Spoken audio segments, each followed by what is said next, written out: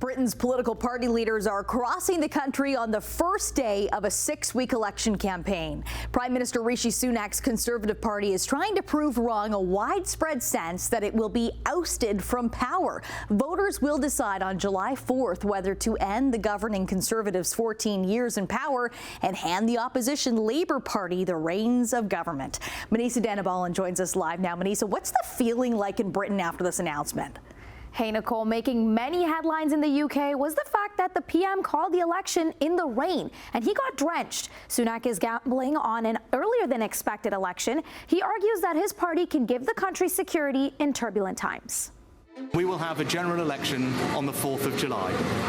This election will take place at a time when the world is more dangerous than it has been since the end of the Cold War. British Prime Minister Rishi Sunak ended months of speculation on Wednesday when he called for a national election, saying now is the moment for Britain to choose its future.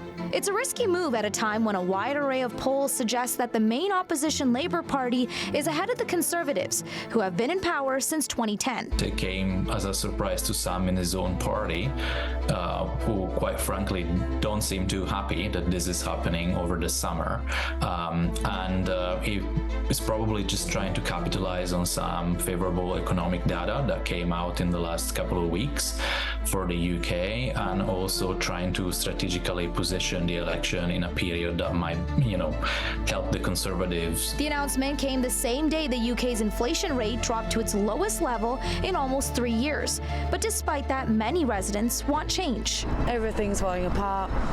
Schools don't work, kids can't get taught, so yeah, bring it on. The Conservatives came to power when I was 9 years old, and since then the chances for me or my friends to even think of affording a house have completely evaporated, and now finally feels like the first time where change is possible. The new regime might come with some new proposal and new things, because people are at the moment, because of inflation and everything, they are feeling a bit depressed, I guess. Today, party leaders began their first day of a 6-week election campaign. Labour leader Keir Starmer is the current favourite to become Britain's next Prime Minister.